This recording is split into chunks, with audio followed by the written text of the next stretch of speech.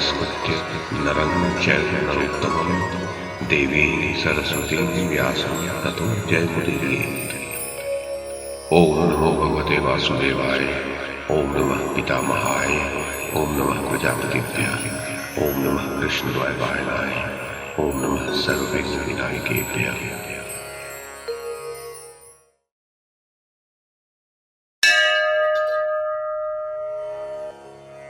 वैशंपायन जी कहते हैं, राजा जनमेजय, युधिष्ठिर ने कहा, तात, मैं धर्म और ब्रह्म का प्रतिपादन करने वाले अपर और पर दोनों प्रकार के शास्त्रों को जानता हूँ।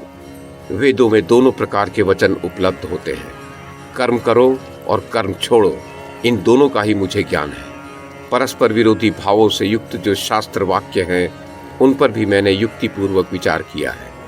वेदों में उन दोनों प्रकार के वाक्यों का जो सुनिश्चित सिद्धांत है, उसे भी मैं विधि पूर्वक जानता हूँ। तुम तो केवल अस्त्र विद्या के पंडित हो और वीर व्रत का पालन करने वाले हो। शास्त्रों के तात्पर्य को यथार्थ रूप से जानने की शक्ति तुम में किसी प्रकार नहीं है। जो लोग शास्त्रों के सूक्ष्म रहस्य को समझने वाले हैं और धर्म का निर्णय करने में कुशल हैं, वे भी मुझे इस प्रकार उपदेश नहीं दे सकते। यदि तुम धर्म पर दृष्टि रखते हो तो मेरे इस कथन की यथार्थता का अनुभव करोगे। अर्जुन, तुमने भ्रातृ स्नेहवश जो बात कही है वह न्याय संगत और उचित है। मैं उससे तुम पर प्रसन्न ही हुआ हूँ।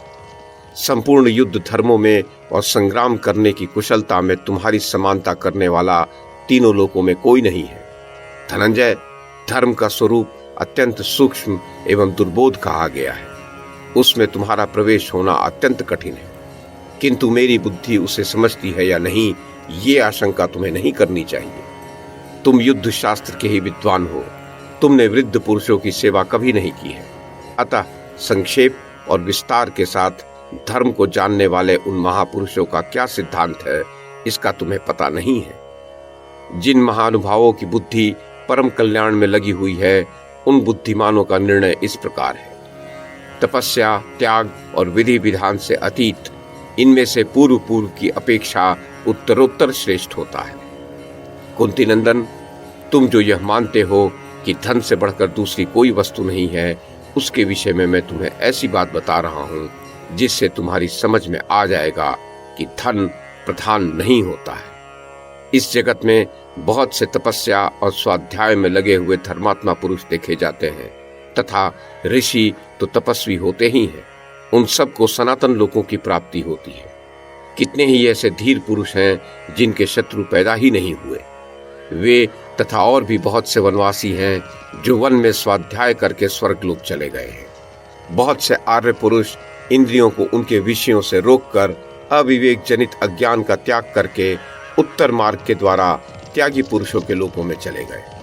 इसके सिवा जो दक्षिण मार्ग है, जिसे प्रकाश पूर्ण बताया गया है, वहां जो लोग हैं वे सकाम कर्म करने वाले उन गृहस्थों के लिए हैं जो स्मशान भूमि का सेवन करते हैं, अर्थात जन्म मरण के चक्कर में पड़े रहते हैं। परंतु मोक्ष मार्ग से चलने वाले पुरुष जिस गति का साक्षात्कार करते हैं वह अनिर्देश्य है।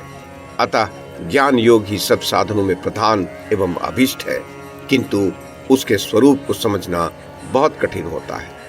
कहते हैं, किसी समय विद्वान पुरुषों ने सार और असार वस्तु का निर्णय करने की इच्छा से इकट्ठे होकर समस्त शास्त्रों का बार बार स्मरण करते हुए ये विचार आरंभ किया कि क्या इस गार्हस्थ्य जीवन के निर्वाह में कुछ सार है या इसके त्याग में सार है। उन्होंने वेदों के संपूर्ण वाक्यों तथा शास्त्रों और बृहदारण्यक आदि वेद ग्रंथों को भी पढ़ लिया, परंतु जैसे केले के खंभे को फाड़ने से कुछ सार नहीं दिखाई देता, उसी प्रकार उन्हें इस जगत में सार वस्तु नहीं दिखाई दी।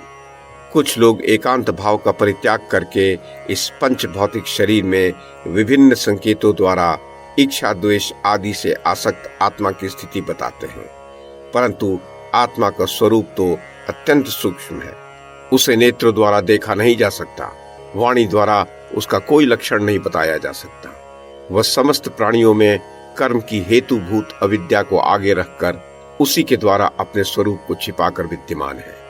अतः मनुष्य को चाहिए कि मन को कल्याण के मार्ग में लगाकर तृष्णा को रोके और कर्मों की परंपरा का परित्याग करके धन जन आदि के अवलंब से दूर हो सुखी हो जाए। अर्जुन, इस प्रकार सूक्ष्म बुद्धि से जानने योग्य एवं साधु पुरुषों से सेवित इस उत्तम मार्ग के रहते हुए तुम अनर्थों से भरे हुए धन की प्रशंसा कैसे करते हो? भरतनंदन, दान, यज्ञ तथा अतिथि सेवा आदि अन्य कर्मों में नित्य लगे रहने वाले प्राचीन शास्त्रज्ञ भी इस विषय में ऐसी ही दृष्टि रखते हैं। कुछ तर्कवादी पंडित भी अपने पूर्व जन्म के दृढ़ संस्कारों से प्रभावित होकर ऐसे मूढ़ हो जाते हैं कि उन्हें शास्त्र के सिद्धांत को ग्रहण करना अत्यंत कठिन हो जाता है। वे आग्रह पूर्वक यही कहते रहते हैं कि आत्मा, धर्म, परलोक, मर्यादा आदि कुछ नहीं है, किंतु बहुत से ऐसे बहुश्रुत, बोलने में चतुर और विद्वान भी हैं जो जनता की सभा में व्याख्यान देते और उपर्युक्त असत्य मत का खंडन करते हुए सारी पृथ्वी पर विचरते रहते हैं। पार्थ, जिन विद्वानों को हम नहीं जान पाते हैं उन्हें कोई साधारण मनुष्य कैसे जान सकता है? इस प्रकार शास्त्रों के अच्छे अच्छे ज्ञाता एवं महान विद्वान सुनने में आए हैं जिनको पहचानना बहुत कठिन है। कुंती नंदन, तत्ववेता पुरुष तपस्या द्वारा महान पद को प्राप्त कर लेता है, ज्ञान योग से उस परम तत्व को उपलब्ध कर लेता है और स्वार्थ त्याग के द्वारा सदा नित्य सुख का अनुभव करता रहता है।